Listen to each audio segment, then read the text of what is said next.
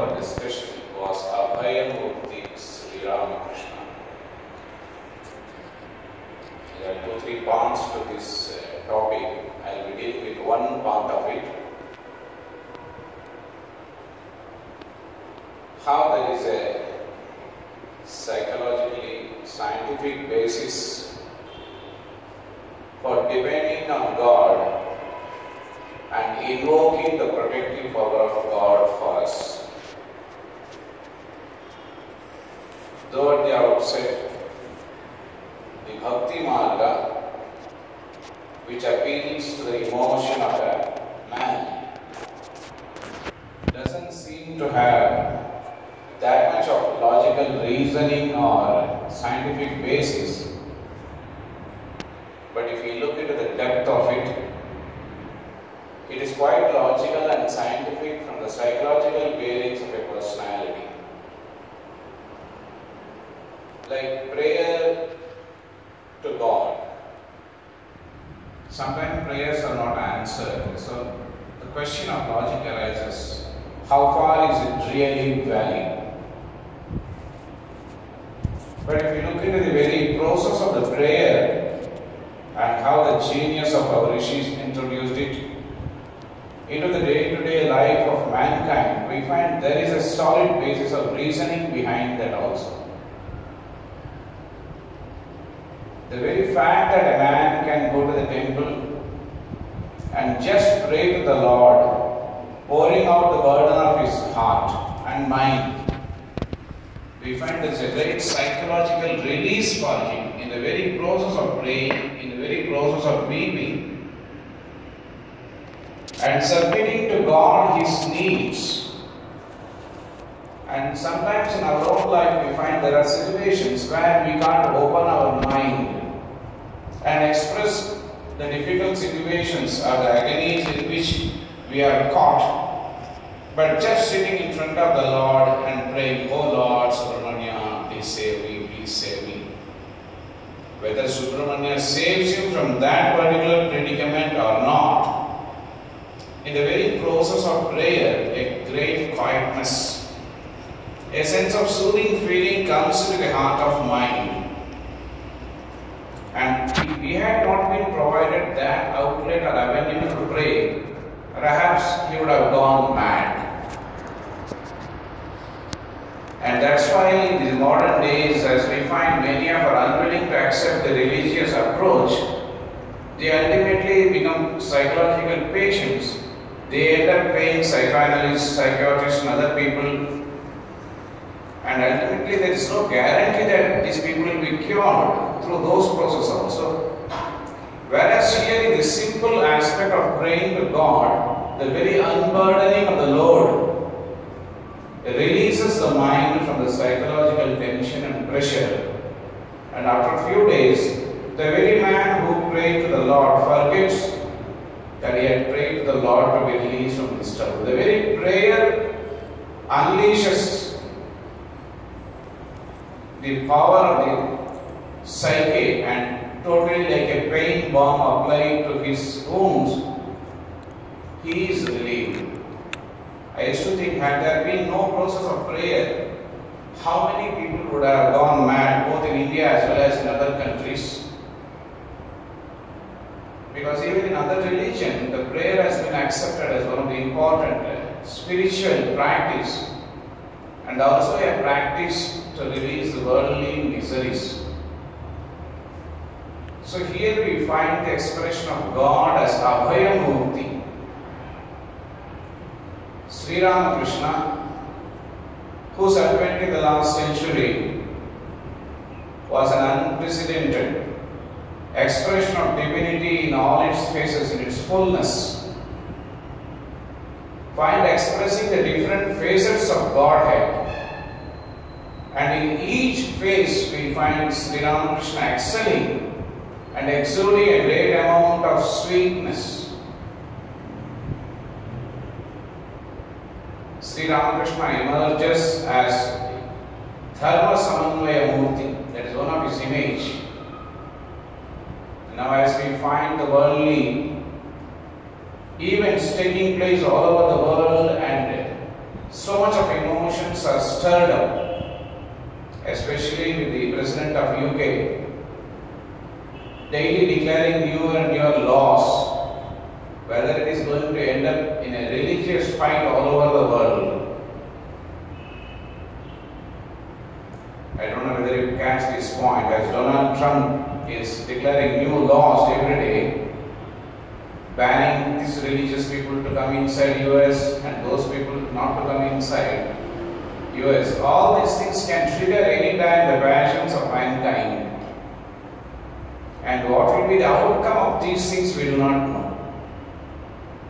Just like one good revolution can be brought about by one good man, one Gandhi, one Karl Marx, one Vivekananda, one Shankara, one lamp lighting many lamps. Similarly, even in the negative aspect of life, one terrorist can trigger a continuous series of such events in the world. That's how the First World War and Second World War took place. One man triggered the thought, few joined with him, and we find the resultant force of two world wars. It all begins with one particular man. So Sri Ramakrishna's special phase of Dharma Samanvaya Murti becomes quite relevant at this time. Sri Ramakrishna is Yoga Samanvaya Murti. In him we find a beautiful synthesis of all yogas. For a total personality development, the synthesis of yoga is very much needed. A one-sided development sometimes leads to fanaticism or making a man fundamentalist. That he goes on to tell that my particular path alone is true. And in India we had this struggle. All the Shan Matas fighting with each other. Vaishnavites will not accept Shaivites, Shaivites will not accept Shaktas. So in spite of the Upanishads constantly proclaiming one single unique Godhead, but when we are not able to accept all the yogas and all the dharmas as equally valid path, we will find that differences are bound to creep in our own heart in spite of our having advanced very much in spiritual path. So this Yoga Samanvaya Murti, Dharma Samanvaya Murti, similarly Sri Ramakrishna emerges very beautifully as Sarva Deva Devi Swarupa Samanvaya Murti. All the gods and goddesses we can find in Sri Ramakrishna. One of the devotees told me, after coming to Ramakrishna Mutt, I don't feel like going to any other temple. Is it wrong? I told nothing wrong with that. You find the culmination of all the gods and goddesses in Sri Ramakrishna. But only you should not become a fanatic and tell that Ramakrishna alone is true. You can go to any temple, but in all those temples, you can see Sri Ramakrishna. One of the disciples, mostly it was Master Maharaj or somebody else, who visited Puri Jagannath. And he told, I saw Sri Ramakrishna there, not Puri Jagannath. One of our revered President Swamiji, Swami Virabhadranandaji Maharaj, he went to Amarnath, had a darshan. After darshan, he remarked to this present President Maharaj, Swami Atmasthananji, everybody is telling Lord Shiva is residing here, but I found Sri Ramakrishna Thakur himself here, not Shiva. Immediately our President Maharaj made a pranam and he told, you are a Mahatma, a realized soul. So the synthesis and harmony which Sri Ramakrishna's image brings is a great need for the present age, which is rife with all differences and discriminations on different bases. So the varieties of faces, they form the total personality of Sri Ramakrishna. He is Sadhana Murti. You can see him sitting and meditating. And he is also Kripa Murti. always ready to shower His blessings, grace. And He also comes out in a most captivating form for all of us as Abhaya Murthi. That is one of the most endearing form of Sri Ramakrishna for all of us. Ramakrishna as Abhaya Murthi, not only for those who believe Him or accept Him. This Abhaya, the sweet nature of God, to extend His solace, the protective power and grace, expressed itself in its totality in the image of Sri Ramakrishna. To people who never accepted Him, people who never belonged to His group, even to animals, we find Sri Ramakrishna's karuna overflowing and protecting the animals and creatures which are dumb to express their own grievances or miseries. The human essence is full of bhaya. What a human being is. If you want to express in one word, a human being means his essence of fear. Circled within our own selfishness, me and mere, constantly holding on to our own self, the individual personality, unwilling to let it go. It is beset with constant fear. All of us are afraid, is it not? And the essence of divine is Abhaya, fearlessness. Three things characterize a human, and if we give that, we can become divine. Krishna tells us, Vita Raga Bhaya Krodha. Vita means give up, Raga attachment, Bhaya fear, Krodha means anger. So as I was reading these sentences, automatically my mind uttered, Krishna, if I give up Raga, Bhaya and Krodha, I don't need you, I myself become Krishna. What distinguishes me, the human, from the divine is, you don't have Raga attachment, you don't have Krodha. Because you don't have attachment, there is nothing to make you angry. And because there is no attachment, there is no fear in your mind. So fearlessness is the essence of God's nature.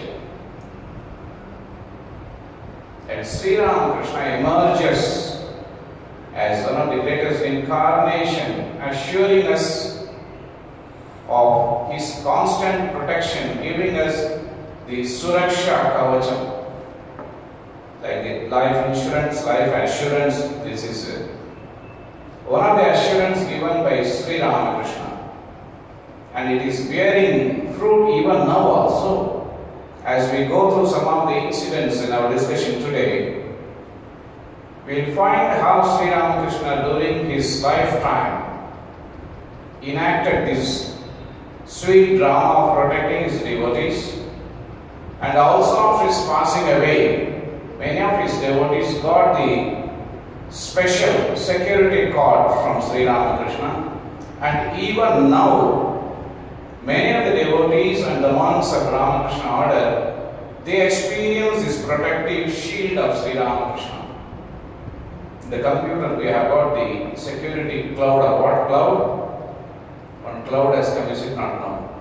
It's a special cloud protection where no virus will come and affect.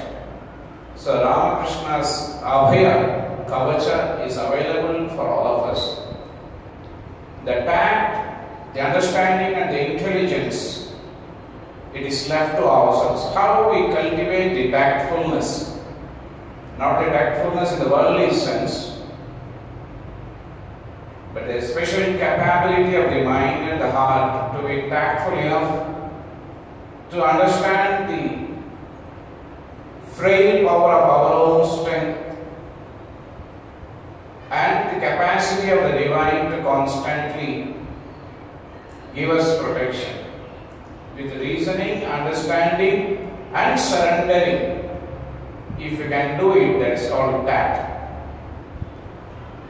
Of course, if there is total devotional, emotional involvement, even blind faith also evokes that protective force from Sri Ramakrishna. So that sweet Murti is what is so endearing and captivating to the devotees of Sri Ramakrishna all over the world. The very first line starts with that Khandana Bhavabandhana. The one who can cut the bonds asunder. Cutting the bonds and releasing and liberating us is the great protection Sri Ramakrishna has assured in his Kali Yuga. The power of liberating, that is called Amritattva.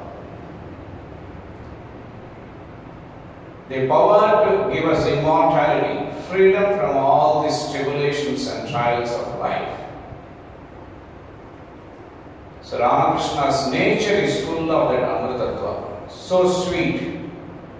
There's a beautiful song in Tamil, I don't know whether it has come into Kannada or not. Anybody knows Tamil here except one? The song goes like this: Amudinum iniya Sri Ramakrishna. Oh Lord Ramakrishna, you are sweeter than the nectar itself. Amudame un namam, your name is so sweet. Amudame un ganam, your songs are so sweet. Amudame un vak, your words are so sweet, Sri Ramakrishna. Amudame un bhakti, your bhakti, oh Lord, is so sweet. Amudame un bhaktargal, your devotees are also so sweet. So the sweetness is one characteristic of Ramakrishna and his devotees. Once I told like this, and next day I found the kitchen was flooded with so many items. I told, by that sweetness I didn't express that so many items should come to the kitchen. It's a relation which we have to establish with Sri Ramakrishna through the regular sadhana, doing of japam and meditation, and leading the life as prescribed by Sri Ramakrishna. This Amritattva. Amrita means sweet, nectar, vachana Amrita, the nectar like sweet words of Sri Ramakrishna. So that sweetness for which Devas and Asuras fought, they got it from Samudra Mantana. But for them, the misfortune was halahala. Poison also came with the Samudra Mantana. Because of Devas, they invoked the divine presence of Shiva, and Shiva swallowed that halahala. But in the case of Sri Ramakrishna, Sri Ramakrishna himself swallowed the halahala. That is the karma phalas. Once we surrender, take shelter, believe him, accept him, Sri Ramakrishna accepts as our protector all the karma phalas. In fact, he says, one of the nature is like karma nasha. There is a mythological river called Karma Nasha Nadi. If you take a dip in the Karma Nasha Nadi, the river of Karma Nasha, all your karmas will be totally clean. You will be cleaned, purified of your karmas. And the moment you take dip in that Karmanasha Nadi and come out, you are a free man, liberated from all the throes of fear and pain. How beautiful. He says, I am Karmanasha Nadi. So Sri Ramakrishna takes up the poison of all our karma and in return gives to us this endearing nature of bhakti, which is the destroyer of bhaya. As bhakti ripens, you will find bhaya goes away. It is one of the angles of the triangle of bhakti, as Vivekananda says. When there is bhakti, there is no fear. In love, there is no fear. As we start loving Sri Ramakrishna, we will find that fear is yielding its way to bhakti. The inner maturity of our heart and mind will slowly make us transcend that feeling of fear.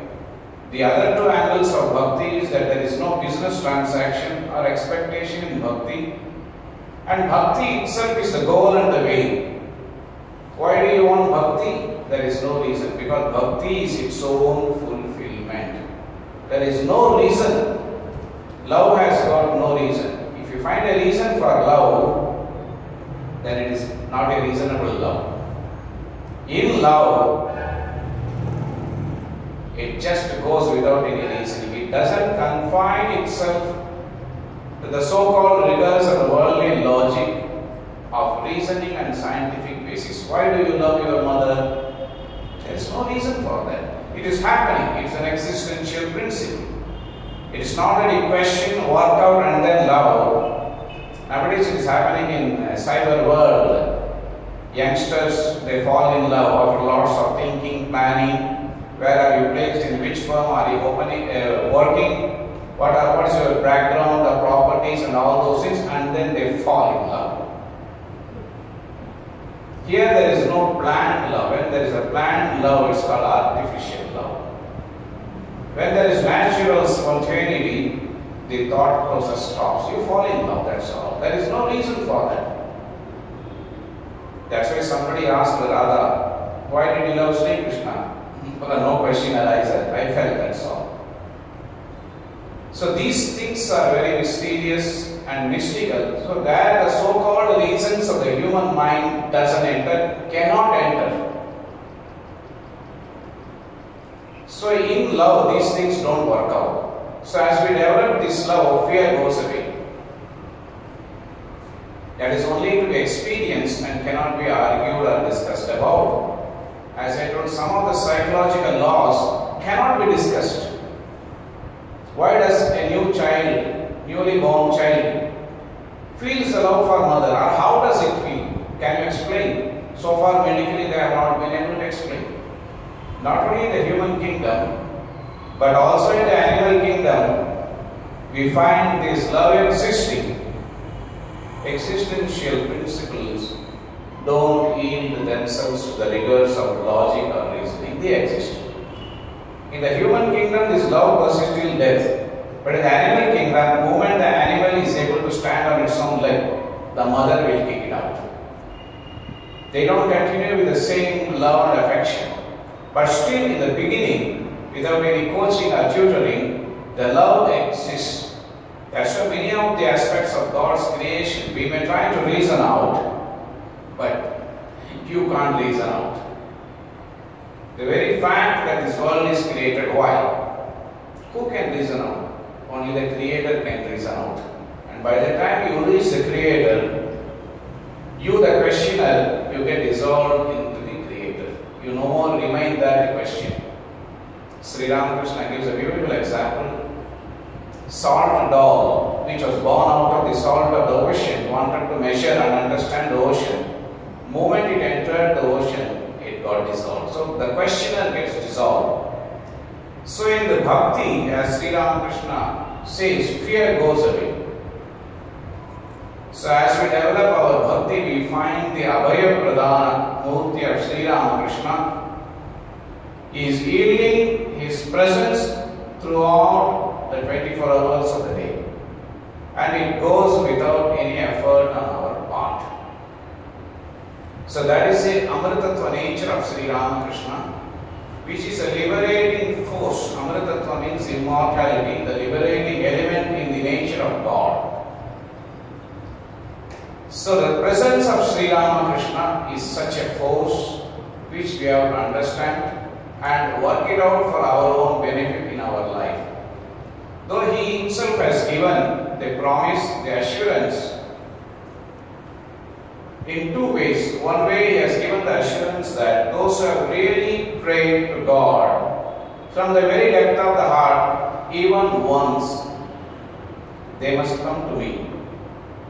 Those who have earnestly prayed to God from the depth of the heart, even once, they should come to me. So somewhere, sometime in some crisis or challenge, we must have prayed to God, and we are here today. One who performs Sandhya Vandana regularly, he will come to me, Sri Ramakrishna says. And the third thing is told is those who have really taken shelter, at the time of their departure, I will come, take them by my hand and give them my enduring protection forever. And one of the incidents I will tell you how Sri Ramakrishna really appeared in the life of a devotee in Chennai. So this aspect of Sri Ramakrishna, extending his protective arm, is the greatest succor to the devotees. Devotees living this worldly life which is full of turmoil, trial and tribulation, we do need the protection of God. Because at every moment, every place, anytime, any place, every place, dangers are constantly lurking. We do not know when what will happen. So the invoking of the presence of God gives us that feeling of being protected, and that's a great psychological advantage. Most of us die with imaginative fear. Something is going to happen, is it not? For every small thing, today as I was coming in the flight, after the flight landed, we were coming by the bus to the lounge. And as the bus was about to move, the mother told, she told in Tamil, hold on family, you are going to fall down now. I told, why she is threatening the child with such a fear? The bus has not moved. And if you fall inside, there was nothing is going to happen. But still, get your buchko, I told, what you are going to hold on? But those words are very meaningful. Hold on strongly, you may fall down. So holding on to God strongly is one of the steps of assurance so that we will not fall down. So Sri Ramakrishna's life, the way he walked, comes out through the Leela Prasanga and his biography, and the way he talked, it comes out through his Vachanamrita. In those books you will find there are varieties of incidents, numerous incidents, sometimes knowingly and sometimes unknowingly, the very karunyam, the melting love of Sri Ramakrishna, not known to him and not known to the devotees also, overflows. Because that is the very nature of the Lord, the melting love. Unknowingly, spontaneously, it extends out of the Lord and it comes to save, because that is the nature of Godhead, constantly giving us protection. Once in one particular monsoon, Kamar Kukurada and Sri Ramakrishna shouted, hey, hello, Hridu, look here, this fish, mother fish and the family have come. They touched my feet and they had requested protection. Kindly don't throw your net there and catch those fish. So here we find that though there was no expressive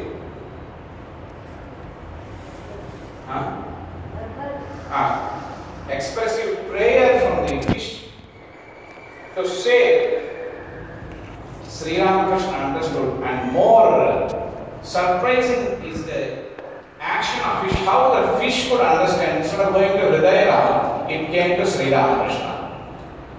They also could sense the protective feeling. You see, if you go to Tungabhadra in Sringeri, where fishes are not caught, you will find the fishes coming and biting your legs. Because they have understood that the protective force emanating the atmosphere will not do harm. Whereas at that time when Sri Ramakrishna was present, he alone was exuding that power of protection, whereas Hridaya was catching fish. So the Abhaya Swabhava of Sri Ramakrishna exuded so much that the dumb animals could sense it and it took shelter and it got the protection. If animals can get, how much more we can get? But the question remains, do we believe? Vishwas. This is a great word Sri Ramakrishna used. Vishwasam. The invincible faith. Girish Chandra Ghosh had it. And Sri Sri Ramakrishna said he had 125 annas of faith, more than the needed quantity of faith. So Sri Ramakrishna's innate compassion spontaneously flowed for Girish, and it was taking of the karma phala of Girish caused cancer, Kalipada Ghosh karma phala, and in return Sri Ramakrishna gave Abhaya to Kalipada Ghosh as well as Girish Chandra Ghosh. There was one more man, Purna Chandra Ghosh, who used to come to Sri Ramakrishna, and with the coming of the Purna Chandra, Sri Ramakrishna used to say, the circle of the inner devotees have come to an end. He is the Purna. He was a Ishvara Koti, a man born with divine propensities in his mind and heart. Once he fell sick, and as the sickness prolonged, he thought of committing suicide. What is the use of carrying on with this pain and agony? And he had understood, realized God. So there is no need for carrying on with this useless body. And he had decided to commit suicide. And before committing suicide, the thought came to him that why not read the Vachana Amrita? This Vachana Amrita gospel was compiled by another man, Mahendra Datta, who was so vexed with the events of life that he also wanted to end his life, wanted to commit suicide. And just mere hearing of Sri Ramakrishna's words gave him that immortal Amrita. The Amrita is the Abhaya from God, the protective assurance that do not be frightened, I am here to save you. And Sri Ramakrishna saved him, and by saving Mahendra, we got the Vachana Amrita. I know many people who wanted to commit suicide, and because of Vachana Amrita, they were saved from committing suicide. Not only from committing suicide, there have been so many numerous cases where we find Vachanamrita has helped people in solving their intricate difficulties and problems in life.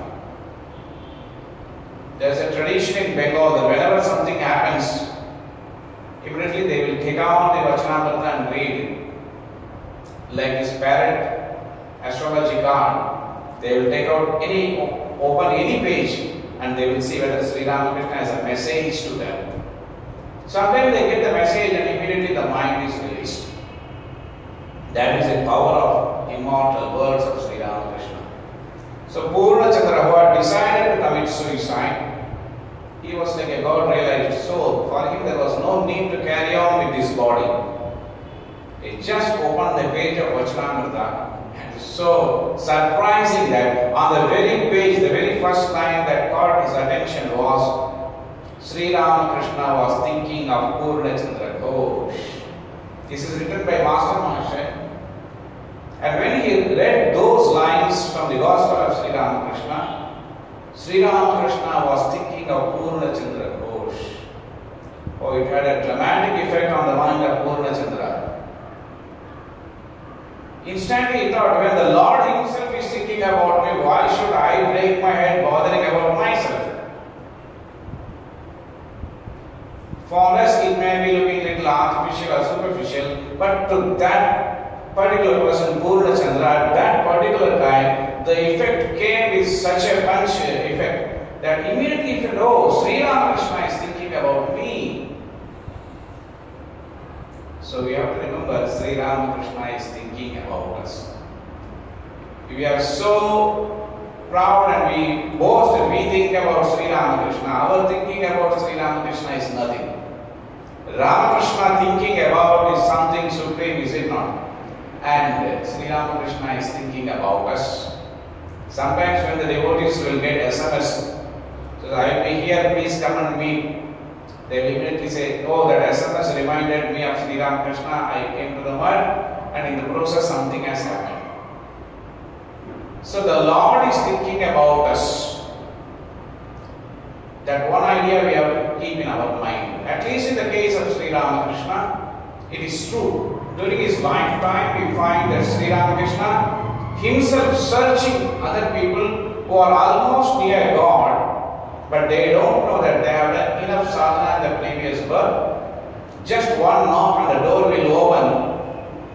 But in ignorance they are leading their lives. Sri Ramakrishna used to search them out and meet them. One such was Vidyasagar, Ishwar Chandra Vidyasagar. Sri Ramakrishna himself meets him and he says he's almost near the door. He's almost knocking on the door, but man doesn't know what is inside. He doesn't know where he is. So Sri Ramakrishna comes, gently gives a push and the door will open. So Purna Chandra understood that Sri Ramakrishna is thinking of him. Similarly, one day Sri Ramakrishna was weeping. Are Niranjan, what is going to happen to you? When are you going to get God realization? The other disciples were dumbfounded, stunned. Niranjan himself is not bothered about his God realization, but Sri Ramakrishna is thinking about Niranjan. That is the very unprecedented display of God's karuna in this avatara. Never it has happened in the previous history of any avatars that they come out of their own limit and extend their karunya, the benevolence and the benediction on the devotees who are ignorant, that they are almost on the verge of touching God's feet.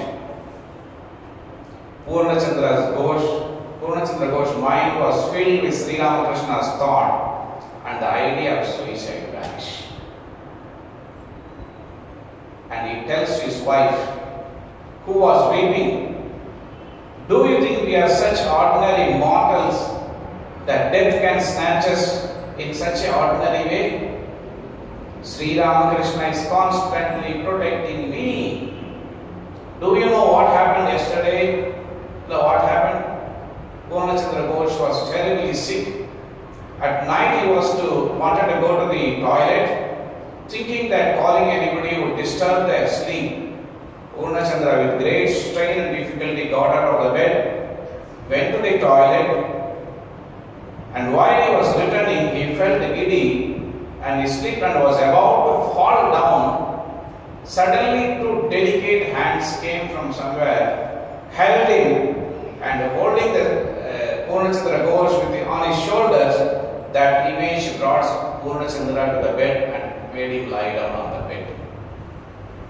And it was Sri Ramakrishna, after this Mahasamadhi, I saw Sri Ramakrishna holding me and putting me on the bed. Otherwise, I would have fallen down and I would have broken my bones. This is Purnachandra Ghosh, who was assured this total protective power of Sri Ramakrishna. Because in his case there was utter faith. In our case, our faith, it gets combined with ridiculous logic and reasoning power of immature mind. Every one of us, we think we are so mature, so intelligent, so capable. We go on reasoning without knowing that our reasoning power is very much limited and confined to our own confused knowledge. We reason, but when we reason, we find a lots of defects and loopholes in our power of reasoning. One intelligent man can come and break all our reasoning. In one village which was under the hold of drought, because 3-4 years there was no rain, they all had planned, all the acharyas planned that we will have a Varuna Yajna. And because of the Varuna Yajna, there will be heavy rainfall. And all the rivers, ponds, everything will be filled with water. The water level will increase and all the reservoirs will be filled with water, and the drought, the famine will be totally eradicated. And they all had fixed a date, and early morning the Varuna Yajna was about to start. All of them, they came out of their house, they were all going to the place where the Yajna was to be conducted. They saw a 6-year-old boy running with an umbrella. They all started laughing, hey fellow, Varuna Yajna has not started, you are coming with an umbrella. Then to useless fellows, you all may be aged and educated, you are doing Varuna Yajna means rain must come, and when rain will come, where is umbrella? And that is the innate faith. Faith which is not based on any reasoning, but that reasoning is super reasoning of the innocence Intelligence combined with innocence. Moment we feel that we are going to do Varna Yajna, the natural result must be, there will be rain. But these people, though they had the proposal to have the Varna Yajna, in the heart of heart, that ingrained faith that rain will come, it was absent. That is what is happening to all of us. We don't believe in depth. In the heart of heart, core of our heart being, the child believed. For him, the thought and the action both were same. In our case, we think one thing and we do something. The gulf between the thought and the action, it's so wide, it becomes difficult for the faith, the gulf, the bridge between thought and action. Simplicity, which is the bedrock of faith, in that there is no difference or gulf between thought and action. What I think, that I will do. The child will do what he thinks. Right or wrong, it will not bother. So that innocent faith Purna Chandra had. He was an Ishvara Koti, the heart purified of all the impurities of worldliness, the natural spontaneous faith. Ramakrishna is a savior. There's a beautiful book in Hindi by Swami Virabhadranandaji, Prabhu Parameshwar Jab Raksha Kare. There is no time, I want to record his life also. There we find that Sri Ramakrishna is a constant protective force, and the Swami blindly, innately, naturally believed, taken for granted that Sri Ramakrishna is behind me. So in the Purna Chandra's case, he had that faith that Sri Ramakrishna is protecting me. How many of us have that feeling, that strong feeling? One more man was there. His name was Tej Chandra. Like Purna Chandra, Tej Chandra also was there. Tej Chandra was a very ardent and a great devotee of Sri Ramakrishna, and a very pure soul. And he was such a nice man that Sri Ramakrishna liked him so much, gave him lots of instruction, and he was practicing his spiritual disciplines. People trusted him, and he trusted Sri Ramakrishna. Because he trusted Sri Ramakrishna, others trusted this Tej Chandra also. He said, he is a devotee of Sri Ramakrishna. He said, in India also it is a brand, a trademark, Ramakrishna devotee. That means you must be like this. Tej Chandra's friend who had gone to a pilgrimage, before going he told Tej Chandra, I trust you. This 200 rupees you please keep with you. After returning from the pilgrimage, I will take it from you. So much of trust without any bond or promise or he gave it to Tej Chandra and went away. While bringing the cash, as he was travelling in the tram in Kolkata, after reaching the house, Purna Chandra found that the bag was empty of 200 rupees. He was totally shocked, heartbroken. Not only I will not be able to get this 200 rupees in my lifetime, my friend will lose his trust on me, and who will believe that it has been pickpocketed? They will all think that I will be a thief. He was so grief-stricken that immediately he ran from his house, went to the Ganges bank near Dakshineshwar, and went on weeping loudly. People thought he has gone mad, that somebody has died in his house, and he is so grief-stricken that he is unable to control his misery. And he was complaining to Sri Ramakrishna, what is this? I am devoted to you, I trusted you, and if I am not able to give this 200 rupees, not only my name, it is your name, Ramakrishna's devotee, such a rogue they will call. All those things he went on telling, and he was weeping. Suddenly Sri Ramakrishna appeared. He told, fellow, why are you weeping so piteously? He told, see, this is what happened to me. I can't return the 200 rupees. Secondly, how to make him believe that it has been stolen. And secondly, how to restore his trust on me. And also his trust that I am a devotee of you, so that I will not do anything wrong. Sri Ramakrishna patted him on the back and he told, don't weep so much. You see, there is a brick there on the banks of Ganges. Lift that brick and you will find those 200 rupees. That's something miraculous, is it not? After reading this, one day I prayed to Sri Ramakrishna, Ramakrishna, last 30-40 years I am a monk in your order. Our Haripad Ashrama wants 9 crore. You gave 200, why could you not give this money? Then at night in the dream I saw Sri Ramakrishna told, foolish fellow, that was only 200 rupees note. It could be easily hid under a brick. 9 crores I will require 10 trucks to carry that much of cash for your Haripad Ashrama. Don't expect all these foolish things to be done by me. Be sane and sensible. Then he told, you don't believe me. I have got plenty of devotees all over Tamil Nadu, Karnataka, Andhra and India. I have kept Haripad amount with those devotees. Send appeal and they will. Then suddenly I found it is a dream. Gone. So the innate faith of Tej Chandra, it brought him back those 200 rupees. Sri Ramakrishna and Vivekananda, they don't believe in miracles, but miracles happen. And Tej Chandra ran, lifted the brick, and below the brick he saw 200 rupee notes lying there. What can you tell? So that forces us to conclusion that do we really heartily from the core of our heart believe that He is the only refuge.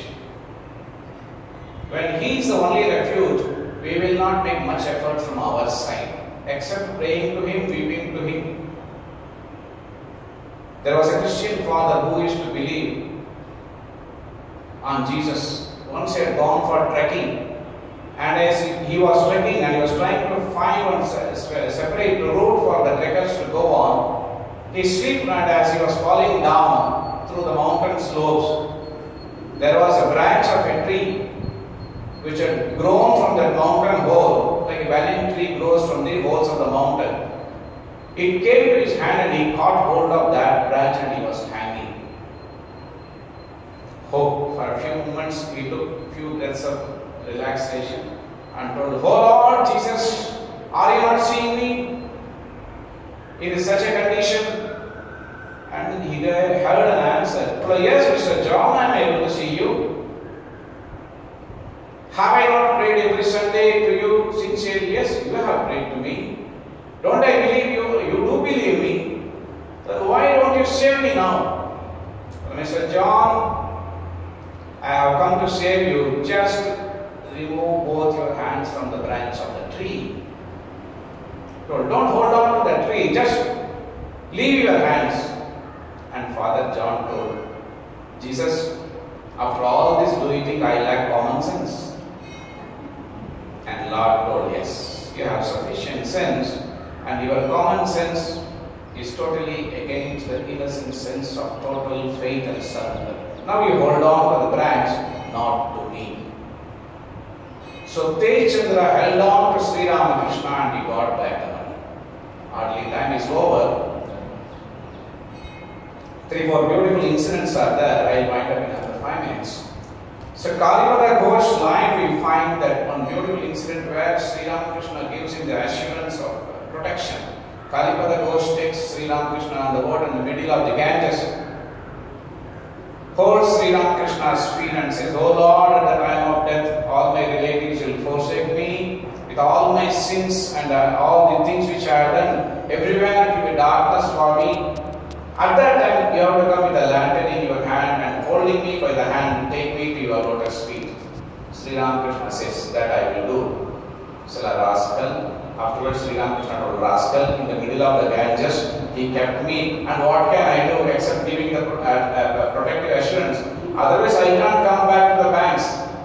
3 times Kalipada Ghosh evoked this response, and Sri Ramakrishna assured him. And at the time of death, Premanandaji saw that Kalipada Ghosh one hand was getting slowly lifted high. And Abhaya who saw the event taking place in the Ganges, where in the boat Sri Ramakrishna had assured, he told, yes, Sri Ramakrishna told, I will come you and hold you by the right hand and take you. So Sri Ramakrishna has kept his promise of protecting his devotees. It was during Sri Ramakrishna's time he gave the assurance. And after his passing away, Sri Ramakrishna came and protected Kalipada Ghosh.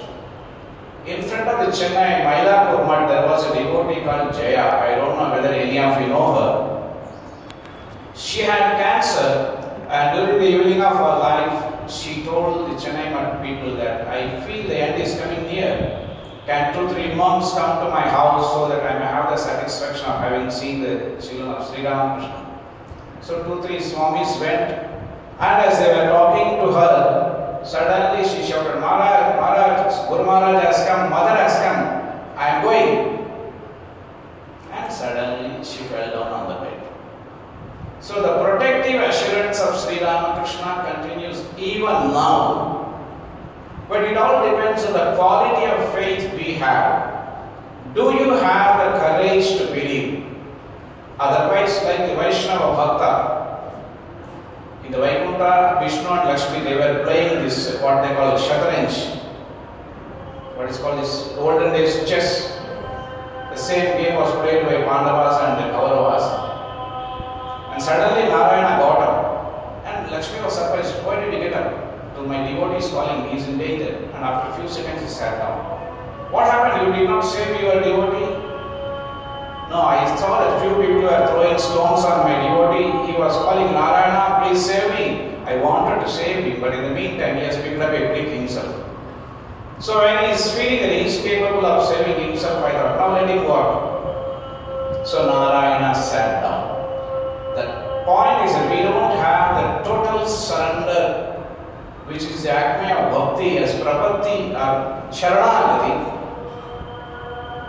We use both the sense, common sense as well as our crooked sense.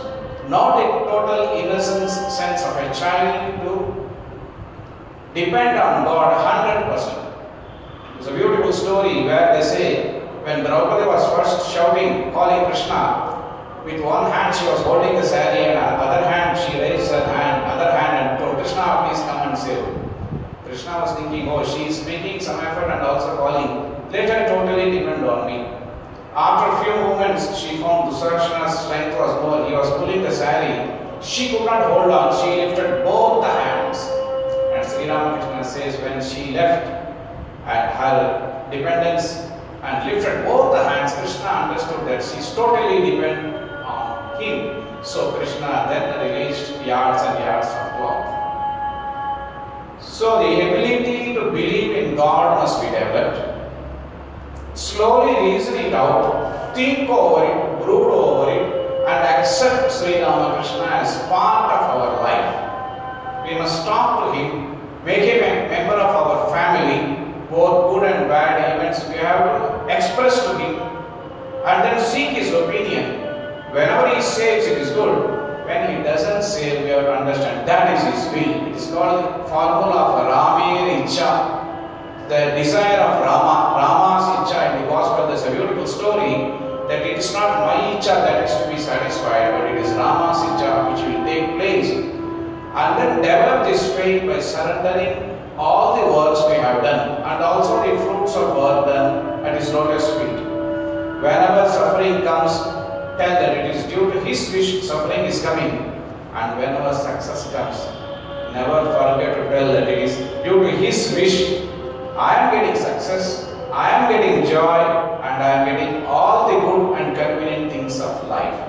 So the totality of faith takes place. Otherwise, we become part-time believers.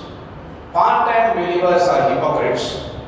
They believe partly and they disbelieve partly. In faith, you cannot have part. It is not a two-wheeler where you can take doubles. In the heart, either you are there or God is there. In your two-wheeler, you can ride and also keep your wife or somebody. We cannot keep God and use our heart like a two-wheeler where we are taking God as a doubles. No. We must believe, surrender to him, resign to him, and then accept his will as the supreme and find comfort and joy and develop the tendency and also the strength to accept heartily whatever comes as prasad of the Lord. Then we will find the image of Abhaya Murthi looming large on the lotus of our heart, constantly yielding protection and slowly eradicating the fear in our heart. May the Abhaya Murthi image of Sri Ramakrishna. Captivate us and capture our mind and heart, and may the total resignation and surrender to Him heartily blossom in our heart. These few words I offer at His lotus feet for His blessings to give us Abhaya Dana and make us successfully surrender to His lotus feet. Jai Sri Ramakrishna.